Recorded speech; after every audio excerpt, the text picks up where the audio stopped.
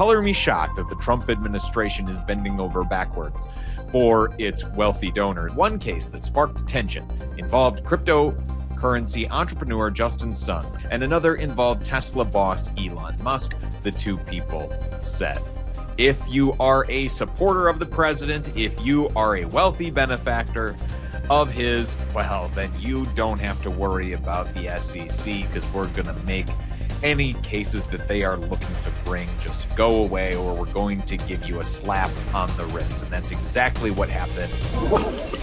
You can help build the only independent news outlet always on the ground with the people for as low as 16 cents a day. Corporate media, they've been lying to us for years, and you're going straight to the people. Flint, Michigan, Washington, Brooklyn, New York. Government sending one more you to the residents of Chicago. We need as many independent voices as possible, and that's why what you guys do is so important. Covering what the corporate media covers up. Hey, it's JT Cestkowski with Status Coup. A lot of evidence about the Trump administration engaging in blatant market manipulation is really starting to stack up right now, not only because the president is posting about the Iran war in the most bellicose and confrontational terms right after the markets close on Friday evenings, and then suddenly sounding much more conciliatory and open to negotiation before markets open on Monday morning, but also because of many of the just blatantly obvious, visible from 1,000 miles away events taking place within the Trump administration, like this report from Reuters, which goes with the headline, "Exclusive, U.S. SEC's ex-enforcement chief clashed with bosses over Trump cases before leaving," sources say. U.S. Securities and Exchange Commission's top enforcement official, who left abruptly last week, had clashed with agency leaders over the direction of its enforcement program, including the handling of cases with ties to President Donald Trump and his family, according to three people familiar with the matter. SEC Enforcement Division Director Margaret Ryan resigned last Monday after just over 6 months on the job. Reuters was the first to report. Her resignation email, seen by Reuters, did not say why she was leaving. Ryan declined to comment when reached by phone and text. Two of the people said Ryan wanted to be more aggressive in pursuing charges for fraud and other misconduct, including in cases that touched the president's circle, but faced resistance from SEC Chair Paul Adkins and other top Republican political appointees. Color me shocked that the Trump administration is bending over backwards for its wealthy donors. More on the specifics there in just a moment. But for the people within Trump's orbit, you get to live by a different set of rules than the rest of the world, and even the rest of the wealthy and powerful elite who are already a cut above, the entire rest of society. A spokesperson for the SEC said that under Adkins, the agency made enforcement decisions based on facts, the law, policy, and not politics. Quote, "In every case, the commission has faithfully applied the federal securities laws. Debate and discussion among our lawyers and other staff is common and encouraged." White House spokespeople did not immediately respond to a request for comment. One case that sparked attention involved cryptocurrency entrepreneur Justin Sun, a major backer of the Trump family's World Liberty financial venture, and another involved Tesla boss Elon Musk, a big donor to Trump's campaign who briefly served as the president's special advisor, the two people said. If you are a supporter of the president, if you are a wealthy benefactor of his, well, then you don't have to worry about the SEC, because we're going to make any cases that they are looking to bring just go away, or we're going to give you a slap on the wrist. And that's exactly what happened in the case of both of these examples that are pulled out here in this story.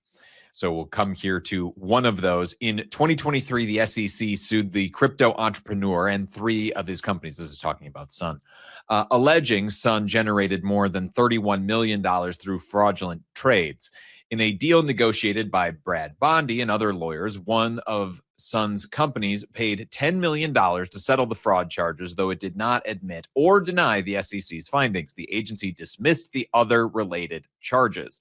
An SEC enforcement official said the Sun matter followed the usual process, and it was their understanding that Ryan ultimately supported the settlement. Ryan's signature was not on the court documents. I'm going to pause here to just do a little math. You'll notice that they say that Sun's company generated $31 million through fraudulent trades and then settled for a $10 million paid $10 million in the settlement over those fraud charges. $31 million made, $10 million fined. So, in other words, the profit off of that trade was off of those trades rather was $21 million, even though they were fraudulent in the first place. So it's not a punishment, more so, I guess, than a speeding ticket would be. It is still incentivizing them to go out and make these fraudulent trades, just rather than making the $30 million they had planned, they'll make in the $20 millions instead. I don't know about you, but if I had the opportunity to make $20 million, I would take it. I'm not an immoral scumbag who is going to resort to fraudulent cryptocurrency scams. But if I could do it through journalism, bet your sweet ass I would, even if the federal government, gave me a light slap on the wrist of taking $10 million away. If I still get to pocket $21 million, hell yeah, I'm going to take that chance. And I think that a lot of you would as well, even if you wouldn't do it through fraud. At least you better not be. Returning here to the reporting separately, March court filing showed the SEC is in talks with Elon Musk to settle charges that he waited too long to disclose in 2022 that he had amassed a large stake in Twitter, which he later bought and renamed X. That allowed Musk to buy more shares at artificially low prices, it said. The agency filed the charges a week before Trump took power in January last year. The cheapness of the wealthy and powerful in this country never ceases to amaze me. Elon Musk is already the most wealthy person in the world and has been for years at this point, and yet in spite of having hundreds of billions of dollars to his name, is still going to find little ways to scrimp and save what ultimately ends up being a rounding error for him in his multi-billion-dollar takeover of Twitter. Still going to scrimp and save on those pennies by trying to avoid announcing that you are buying these shares to try and keep the price artificially low. But that is neither here nor there on this story. During a March 4th court hearing, the details of which were first reported by the FT, a lawyer for Musk said those talks were with officials above the SEC staff working on the case, the transcript shows. While it is common for the agency to settle litigation out of court, it had strong cases against both Sun and Musk and a good chance of winning tougher penalties in court, according to securities lawyers who had been tracking the proceedings.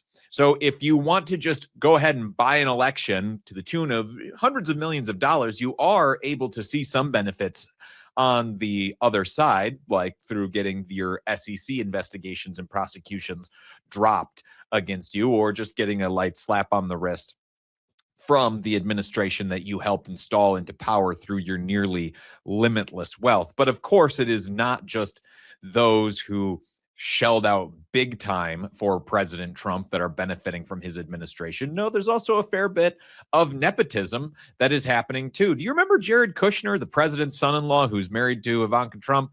Of course you do. During his first administration, he profited immensely off of his positions of power within the West Wing. Well, he's doing it again in the second term, though this time he is getting to do it without actually being an official member of the administration, because this administration has repeatedly turned to him in terms of how it's negotiating a lot of its foreign policy, even as Jared Kushner is benefiting hugely financially from the deals that he is helping negotiate with foreign leaders. Those same foreign leaders are also turning around and handing him buckets full of cash, especially from the Saudi government. But he is not avoiding the eye of congressional Democrats who actually seem to want to investigate the Trump regime this time around. They did so somewhat in the first administration, but then let's not forget that when Biden came to power, there was really very little done to try and hold Donald Trump accountable. Merrick Garland took his sweet ass time in bringing any charges against Donald Trump in such a way that allowed Trump to eventually avoid those charges completely by just winning the presidency a second time again. He was not actually ever sent to prison or issued a sentence from that he ever had to serve from any of the various crimes that he committed and was convicted of during the intervening years there in between his two administrations. But This is what Democrats are saying about Jared Kushner this time around as the House Oversight Committee and Representative Robert Garcia announce an investigation into the president's son-in-law. Hey, it's Congressman Robert Garcia. Now, you probably remember that Jared Kushner enriched himself during the first Trump administration when he left the White House and just months after got a $2 billion investment deal from the Saudis. He began to enrich himself then from a variety of Middle Eastern countries, and now he continues to do the same thing. He's traveling the world. He's going to the Middle East. He's following his father-in-law after he cuts deals in other countries, and he continues to enrich himself and his firm with billions and billions of dollars. This is pure corruption. We called out Jared Kushner when he was doing this during the first Trump White House. That needs to be investigated even still. And today, that corruption continues. Kushner needs to come clean as to how much money he's making, what he's promising the Saudis, what he's promising Qatar, what he's promising other countries. And we need that information right now. We're not going to stop until we get the truth and we get justice. The Kushner family, the Trump family, they need to stop the corruption. I want to give credit to House Oversight Democrats for actually investigating Jared Kushner here and wanting to look into where all of this money is coming from and how it is benefiting him, his access to power. But unless there are actual systemic reforms, unless people are actually sent to prison over what is happening here and changes are made to the law to keep any administration from being able to act this brazenly corrupt in the future, then this is really just political theater for the sake of generating a favorable headline for Democrats or one that is detrimental to Republicans and the president of the United States, which, don't get me wrong, I guess a little bit of schadenfreude is nice for all of us to be able to savor from time to time. But certainly, I think we would expect more of our political leaders on most days, that we would want them to actually show, I don't know, leadership and propose real laws, real reforms, and then actually push those laws through and make sure that their party gets in line to support these same reforms and that it doesn't end up just being the Democratic Party that ends up benefiting from this corruption when it is in the White House again next. But this corruption around Jared Kushner is given extra weight by the journalist and Epstein connected journalist Michael Wolff, who recently spoke about, and keep in mind a little bit of grain of salt here, Michael Wolff is known to be a bit of a fabulist, but did speak about how Jared Kushner is actually controlling a lot of the policy that is happening with regards to the Iran war through the things that he is just telling his father-in-law, the president. This is what he had to say. Israel, out of anger for what has taken place in the Middle East, has violently lashed out at a major facility known as South Pars gas field in Iran.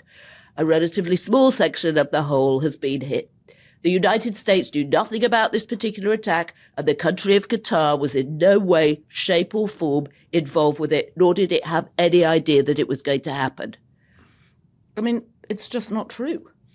Well, it's obviously not true, but let's think about what happened here. Why did he write this? He wrote this because Jared called him up and said, the Qatarians are furious. You got to do something here. They're hopping mad. And he said, okay, I'll take care of it. I'll take care of it. This is it. And then the Israelis have come out and said, of course you knew about it. We told you about it. Well, it's just the Israelis were put over to the side, and the emphasis was then on the Qatarians, who are among Jared's many clients in the region. Right. So as you mentioned before, Jared is actually running things, and Trump thought that he could just put this out. What are you hearing? Because I know you've been talking to people. Well, what are you hearing about what people are saying? Well, it's really interesting. So we discussed my view of Jared's participation in this. That Jared is the controlling voice, he is the heavyweight with his father-in-law.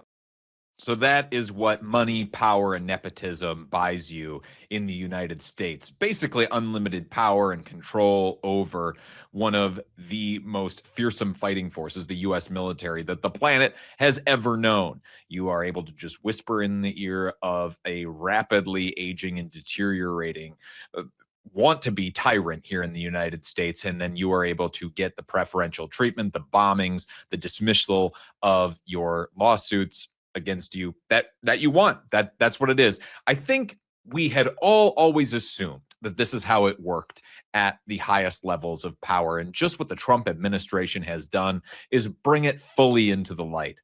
Just make that corruption so blatant that it's actually kind of calloused us against it, right? You hear these kinds of stories and your outrage, you can only give so much of it to a story like this, because at a certain point you're like, yeah, kind of assume that was happening. But of course, that normalization of this kind of corruption is exactly what those with wealth and power want you to feel. They want you to feel apathetic about how they are all just being parasites and leeching off the rest of us in society, because the more that you are apathetic, the more that they can get away with, because you think that there is no change or no levers to actually effectuate change here. So may as well just let the rich and powerful get away with what they can while I enjoy my sweet treats from time to time.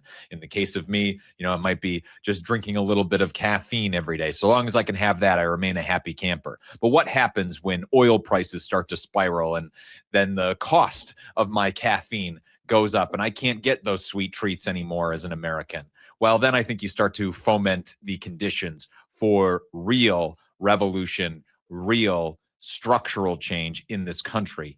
And I don't think that those in positions of power are ready for what is coming. We are documenting it all here at Status Coup because we are able to. I can talk about real revolutionary change here because I am not beholden to corporate sponsors who profit off of the status quo.